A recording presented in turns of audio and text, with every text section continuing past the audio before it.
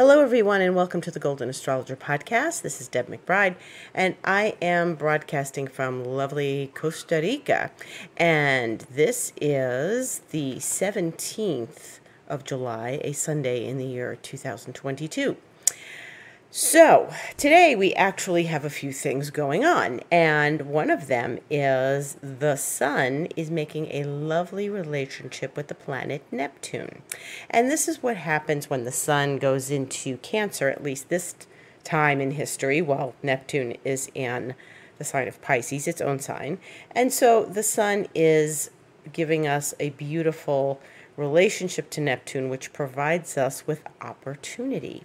And opportunity for what, you may ask? And that is with a smooth relationship between the Sun and Neptune. It gives us the opportunity to be more intuitive, to listen to our intuition more.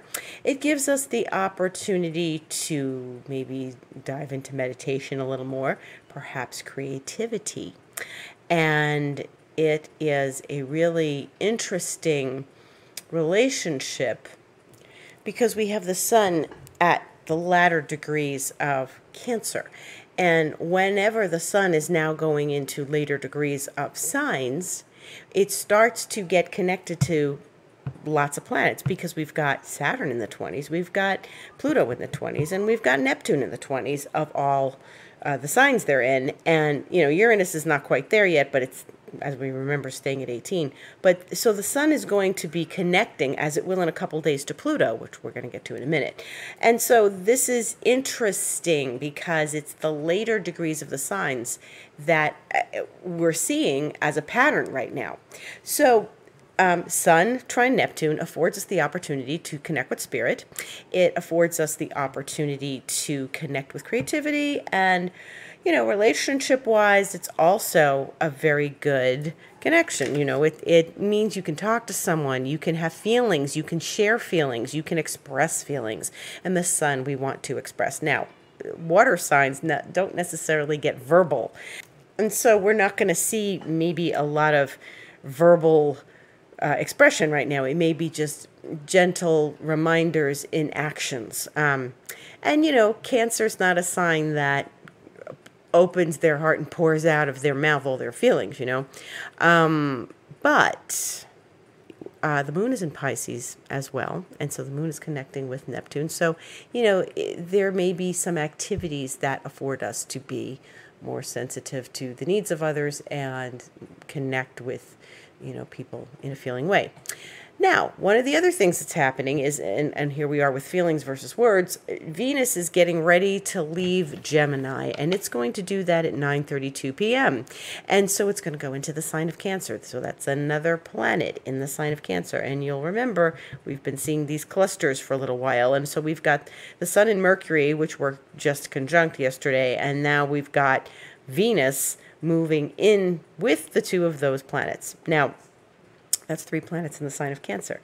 And so it's more sensitivity than by the end of tonight, you're going to have, and that 9:32 p.m., by the way, is Eastern time. So by the end of Sunday night, you're going to have Venus, Sun, Mercury, Moon, and Neptune all in water. So this is where things are right now. Lots of water. Then there's lots of Earth. There's Pluto, Mars, Uranus, all in Earth. And, good old Jupiter is still in fire, hanging in there, Chiron too, but Jupiter's a planet, and that's where the fire is. And the air is Saturn in Aquarius, and Venus is leaving in moments to go into Cancer. So out of Gemini, out of air, into water. So it's mostly water in the heavens. And oftentimes this time of year, that's what we see. So, we are moving, things are moving, things are going to change signs this week, and we're going to get to all of that in a second. So the other thing is that tomorrow, Monday, Mercury opposes Pluto. So, hey, if you've got something to say, think about it before you shoot someone with your words, because Mercury Pluto is incredibly great, like as far as business acumen and thoughtfulness in the strategic sense and in the analytical sense and mathematically and deep thoughts and deep intense like study. If you're studying something deeply and intensely, you need that Mercury Pluto. It's really good if you're doing some very intensive work. But Mercury and Pluto make for heated conversations sometimes because Pluto's a little hot, even though it's in Capricorn. Mercury's in water. So it's definitely an interesting time. This only happens, well, right now it's only happening once a year because Mercury's not retrograding and opposing Pluto 3 times. But Mercury and Pluto are speaking to one another very directly, shall we say. So maybe, and maybe it's good just to think, like I said, think before you speak, and then also think about like your mood, because this can be something that shifts your mood as the day goes on. You're like, Pluto's dark. Pluto can be dark. Pluto is the planet of darkness. It's the planet of the underworld. If your thoughts turn dark or turn into a moodier feeling, this is what's going on. So if you get moody today, this is something that you want to be aware of. And tomorrow you get moody, these are things you want to be aware of, okay? So that's something. Now, the other thing is we are now in the retrograde station of Chiron. So, and everybody's like, Chiron, what is Chiron again? What's a wounded healer? Chiron is going to retrograde 11:21 a.m. on Tuesday, and that's Eastern time. And so by me, that's going to be 9:21 a.m. But Chiron is at 16 Aries. And so Chiron has, it's halfway through Aries, and it'll take a few more years to finish with Aries, but it's been there for a few years, and we've watched it. And, Chiron is very interesting when it goes retrograde. It isn't exactly something that is... it's not like Mercury going retrograde, It's not like Mars going retrograde. It's a little more subtle. It's not a planet. Right now it's being considered a comet. And so when we are looking at, but I have to say, and I've said this before, when you have a Chiron transit, there's nothing like a Chiron transit. It really is the understanding and the depth of feeling a wound. And I can say, the kids are whooping it up out there if you hear them. I can say from having Chiron go through my sign 10 years ago or so, it's not fun. And, I try to keep things nice and possible on this podcast. I want infinite possibilities. But it's a process. Chiron is a process, like Pluto, like Saturn, but not like Pluto and Saturn, because I feel like when Chiron comes through, it does not say, okay, this is a transformation for my highest good, Pluto, and ultimately, the universe is giving us something that you have to believe that it's in your highest. Yeah, Deb, right, Deb. Oh, sure, I really believe that's in my highest. No, we don't always want the things that happen to us. But the thing is that Chiron, it is the opportunity for us to look more deeply at what we feel wounded by. Now, everybody's feeling wounded at some point in their life, something. Wounded through relationships, wounded through work, wounded through parents, children, siblings, cousins, best friends, everything. And so we look at our wounds more closely when Chiron, it goes into retrograde. And, Aries is about the individual, the own soul, opinion, voice, individuality, okay? And the listening to oneself. And sometimes we have to take a step back, Chiron retrograde, to acknowledge and embrace our feelings of, not bending to the will of others. Because the opposite of Chiron in Aries would be the sign of Libra. And Libra is where we need to cooperate and compromise and balance. Aries is not. And so if you find yourself, if you're a Chiron and Aries person, and that might be you if you're born in like 1968 or something, you may have, or 69, 70, you may have Chiron and Aries, and you feel that you are always sacrificing your needs, and your needs get wounded for the needs of others. And sacrificing self, sacrificing something about self that does not support you. It means that you bend to the will of others. You know who you are. Having Chiron in the first house can do that as well. But so this is a time for all of us to take a step back and say, where have I done that? Where have I allowed that to happen in my life? Chiron's is in Aries for all of us. It's going through Aries for all of us.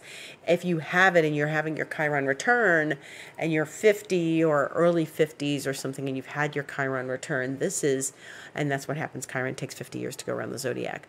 And it's where it's where we have to look at that wound. Now we become a better, deeper person after, working with that wound. It's not a healer that heals wounds all the time. It's Chiron in mythology could not be healed. And it's not where we go and we heal yay, I'm done.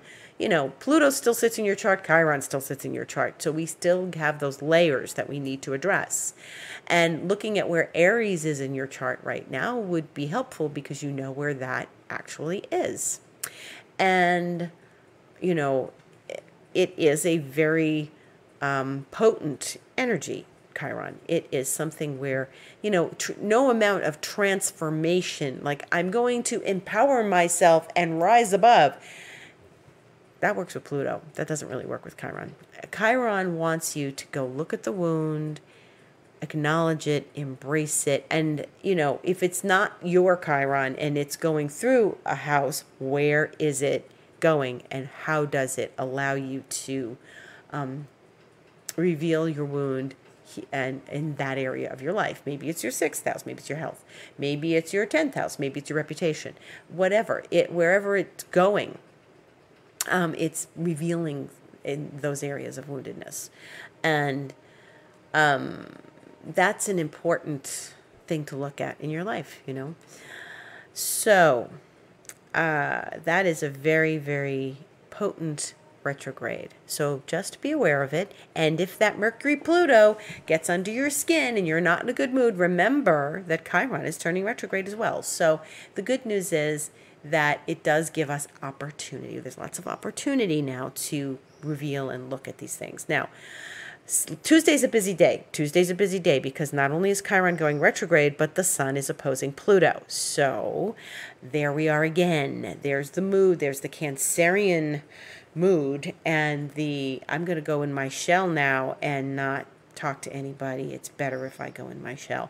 Sun Pluto is about transformation, and it is seeking transformation. And if you have had a Sun Pluto in your life, meaning you have it in your chart or you had it by a progression, if you know your chart, then you understand what this is about. Maybe Pluto opposed your Sun at some point. Maybe you have that in your chart. So if that's something you have and you are in strong memory of that, this will trigger you. And astrology cycles are inevitably triggers for someone at some time. The sun opposes Pluto once a year. This time it just happens to be on the 19th as opposed to, maybe the 17th where it was last year. But the sun and Pluto opposing one another are valuable in that it affords us a level of transformation. But it's Sun, Pluto, and Chiron retrograde at the same time, and so this is intense.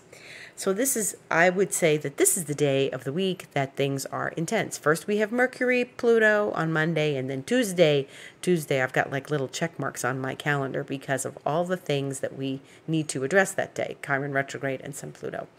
These are potent things. These are deep things. So if you have a chance to get deep with yourself on Tuesday, then I suggest That's how you spend some time journaling, spend some time meditating, go for a long walk, have a deep conversation. Sun and Pluto are at opposition. These are the balance of one energy versus the other. The sun is all the light we experience in the world.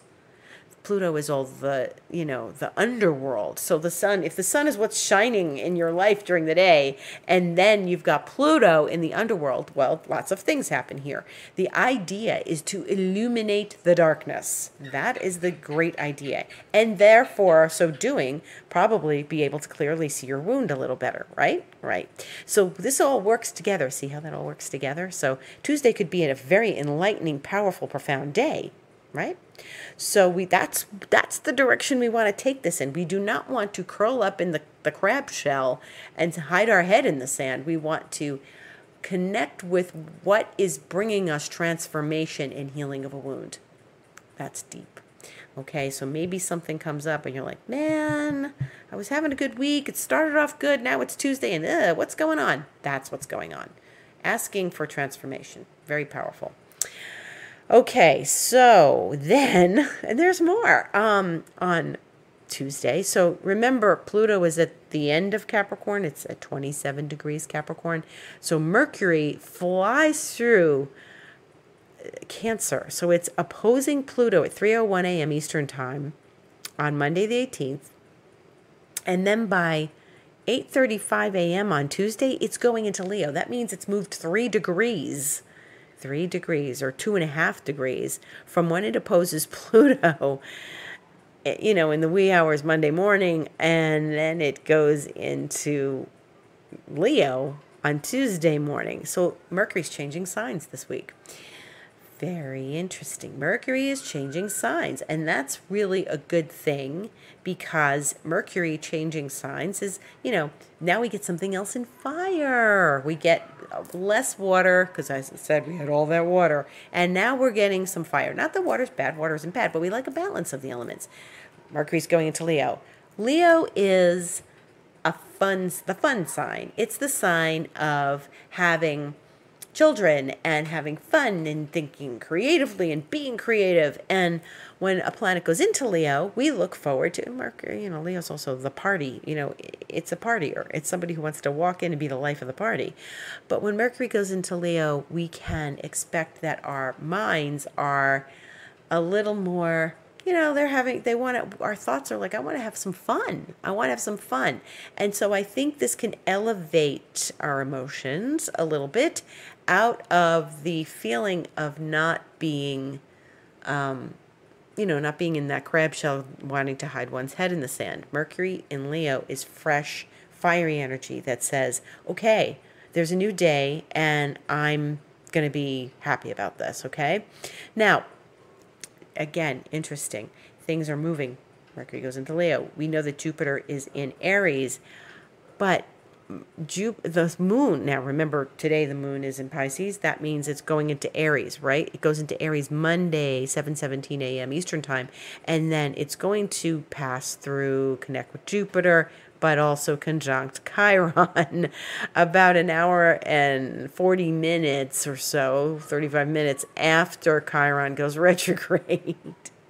So the moon is going to meet with Chiron, which is now going retrograde, and the sun is going to oppose Pluto, but Mercury's going into Leo. So I'm hoping that Mercury balances out those energies and that we can get to something optimistic in our day, okay? Be optimistic about your transformation. Be optimistic about healing your wounds. And then we move on, and speaking of Leo, the sun will enter Leo on Friday the 22nd at 4:07 p.m. Eastern Time, which will be 2:07 my time. And hey, the sun enters Leo. So the sun likes to be in Leo. It loves to be in Leo because it rules Leo. So that's a lifting of energy. So we end the week, the work week, on this high note of the sun going into Leo. And that's a good thing. That's exciting. We like this. So this is actually something that is particularly optimistic toward the end of the week. And as the sun moves, you see, now this is where we look at our speed of planet. And here's a little astrology lesson. The sun is going to oppose Pluto on Tuesday. It then takes several days from Tuesday to Friday to finish from 27 degrees of Cancer, where it is, and go into Leo in the late afternoon on Friday. And remember, Mercury opposed Pluto on Monday, and then Tuesday morning was already in Leo. So, like 24 hours later, well, more than 24 hours, maybe 30 hours later, it goes into Leo, and it just zips through 3 degrees. That's Mercury. Mercury's closer to the sun. Mercury is faster. Mercury is a zippy little planet. So, by the end of, then we're going to have a lot of fire by the end of the week, a lot of fire. So then we're going to have all sorts of, Mercury in Leo, Sun in Leo, Jupiter will still be in Leo, Aries. Then we're going to have enough fire in the sky. Right now, there's not a whole lot of that. When a planet stays in a fire sign for a little while, like Jupiter, then we can have that balance. Okay, so that means Mercury's changing signs this week. Chiron's changing direction this week. The sun is changing sign this week. Well, what other goodies do we have in store? We have Mercury speaking sweetly to Jupiter on Saturday the 23rd. So Mercury's in Leo, Jupiter's in Aries, and so this is good. This means that we are getting the fiery energy, and it's all talking to one another. So sun in fire. Sun's fiery. We don't think of this. Sun is fiery. Look at the sun. It's hot. It's fire. It's in Leo. We like that. It loves this month. It's the one month it spends in, its own sign. And it's just brighter. So we're looking at more illumination at the end of the week. We're looking at, Mercury will already be there. And then Mercury makes this nice relationship to Jupiter on Saturday. And that's an opening of the mind. It's an optimism. It's definitely optimistic. And so we're starting the week with a heavier energy. And we are moving through transformations and licking wounds and connecting to the understanding of a wound, shining the light on our own transformation, on the places in our life that need it, shining the light in the closet, as I've said so many times. The sun coming in and opening up that Pluto, helping us look within a little more and look at what could be maybe dragging our heads a little bit. And then we move to the end of the week, and it's a very different energy. We've got fire, more fire in the sky. We will have water because Neptune's not going anywhere, and Venus will have just entered Cancer. So this is good. This is all good because remember, the sun is going to, this is like a strong place for it, and this is going to brighten up our moods. Mercury talking to Jupiter in a very positive aspect, in an opportunity aspect, in an aspect of openness. This is all going to brighten our mood, brighten our mind, help us think creative, not feel stuck in our feelings and emotions. And that's one of the things. When we move through water signs, we are going to be very aware of our feelings a little more. We're going through, we're in the flow. We can be in the flow, but it sometimes takes a little fire in the sky to get us to snap out of it. And hey, wake up, come on. Don't cause yourself more emotional grief. Don't cry over spilled milk. Let's just go. Let's move. Let's get up and move your body. That's the other thing fire likes. Exercise, moving the body. Yes, Virgo likes exercise, but it's for different reasons. Virgo is like, I need to take care of my body and make sure it's healthy. Yes. Whereas Leo is like, I want to move my body because I'm excited and I want to feel the blood in my body, flowing, and I want to feel the breath in my lungs. All of that. Absolutely. Very good. So we like that. And we're going to move out of this, place of sensitivity, this very sensitive area of this. Chiron's sensitive. That, looking at wounds, that's sensitive. We are sensitive. And try not to get dramatic. Okay. And I say that for the entire week for two reasons. One, Sun opposite Pluto, drama. Leo, drama. Save the drama. Save the drama for, TV. Watch TV, get your dose of drama. Stay out of drama. Stay out of drama. And, it's hard. Sometimes with Leo, it's like, my mother was a Leo, and, there was always this, every now and again there was that. And even if it wasn't dramatic, there's, Leo, an Italian Leo, so there you go. Okay. And then we come back to next Sunday when Venus in Cancer squares Jupiter. Now, Venus likes being in Cancer. She's a goddess in a warm,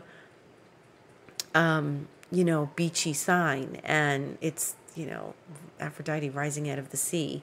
And it's on that shell, And she's sensitive. She's, curvy. She's voluptuous. She's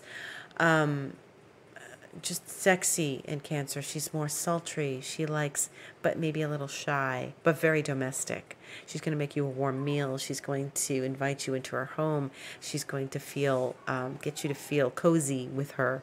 And that might be the way to, like a Venus in Cancer goes into someone's heart. She makes them a warm meal. She gives them, a banana bread. She bakes cookies. She's sensuous. She serves you soup when you're sick. She's nurturing. But it's interesting. I met a woman here in Costa Rica, and she's maybe she's listening because she was interested in learning more about astrology. She owns a gelato shop in Avellanes, which is a beach area. We were in Santa Cruz, and she's got a bunch of cookbooks, and she's from the Czech Republic. Her name is Chef Camus. Her name's Camilla. But she's got, I think she's an Aquarius with Cancer rising and Cancer moon. And so there's all this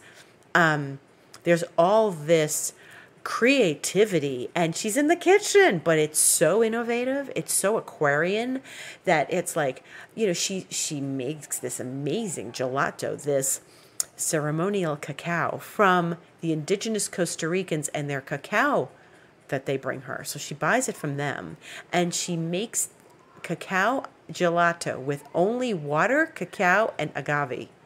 And that's it. There's no fillers, binders, cream, dairy. All of her ice cream is a gelato. None of them have dairy. If she uses anything, it's coconut milk. And so it was so out of this world. It was the most unreal chocolate gelato I have ever had. And if you're in Costa Rica, check her out. It's Gelato Mágico. And they're on Instagram, Gelato Mágico. And Chef Camus, Kamu, and she's on Instagram. And it's truly the marriage of Cancer and Aquarius, because my friend said to me, that girl is a genius. And I said, yes, she is. And she has 5 cookbooks. I think she's working on another one. She just writes cookbooks. But this is the brilliance of Aquarius and the innovation in her kitchen with all that Cancerian energy, So I think and she looks like a very happy person. She's always smiling, she's likes to go surfing, so it's fascinating to watch the signs come alive in someone's chart. The signs actually really open up and express themselves. And that I can't think of a better way to express oneself than Cancer Aquarius, being innovative and brilliant in the kitchen and opening up a shop and a gelato shop that's unique and extraordinary in an Aquarian way. So yeah, so that's Chef Camus. And so Venus squares Jupiter next Sunday, and we'll talk about that more on the next podcast. And we'll talk about, Venus and Jupiter. That's a little overindulgence. That's a little too much gelato for us. So if you feel like overindulging on Sunday the 24th or that weekend, know that it is Venus squaring Jupiter. You might buy something. You might buy more than you expected to spend, right? Or maybe you had a little too much in the, Venus and that's comfort food. Square Jupiter, ooh, that's like I am going out and like getting myself like a nice big piece of chocolate cake or a nice big bowl of, gelato. Or I'm just going to spend a ton of money at Zara Home. But that's the Venus Jupiter that's coming next weekend. So this week, we're moving out of more sensitive, more hidden energies, things that are under the surface, out into the bright sunlight.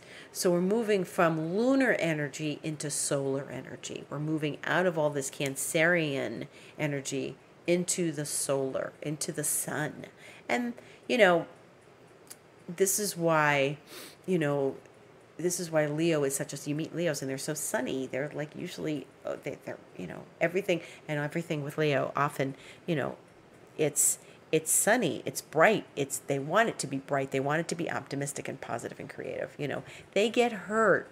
They get that, what I call the hurt kitten look on their face when something happens. They're sensitive too. Yeah. In a different way than Cancerians. Cancerians are going to like, not speak maybe or not tell you or just look at you and glare at you. Whereas Leo might just get that hurt kitten look on their face and like, a little pout. But I'm not saying that Leo, like the point I'm trying to make is Leos are sensitive too. But we are moving out of lunar energy into solar energy. And so there's that brightness. And speaking of lunar, how was that full moon the other day? That full moon, I have to say, that was really, really intense. And it was a supermoon, I know, but that was one intense. It was a very emotional day, I felt. I just, I overindulged my emotions a little too much that day. And it was just too much for me. It was, by the end of the day, I was just not happy. I was just, it was angst. It was angst. And, there was a lot of just things that I had a few things literally happen that were not good. Like they weren't bad, but they just pissed me off, And so it just set the tone. I set the tone. And then at the end of the day, I had to say goodbye to someone again.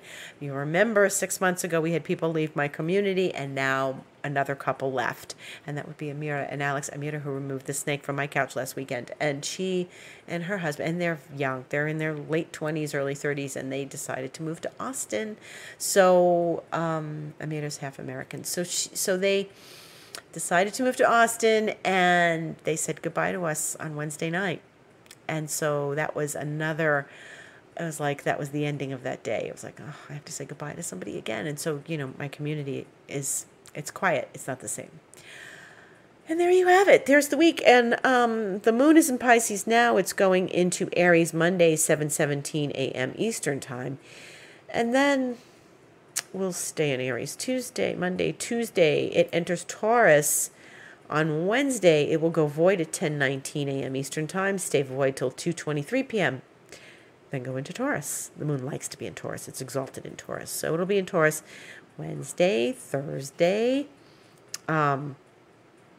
It will connect, of course, in Taurus, it's going to connect with Mars, conjunct Mars on Thursday, 12:06 p.m. And then it's going to conjunct Uranus, 2:14 a.m. on Friday. So there's a lot of Mars, Uranus. They're getting close. We're going to talk about that next week. And then, the moon will continue through its tour of duty in Taurus till 7:45 p.m. when it goes void. And then on Friday, and then it enters Gemini 1:11 a.m., which will be 11:11 p.m. for me on Friday night. But Saturday morning, it will go 1:11 a.m.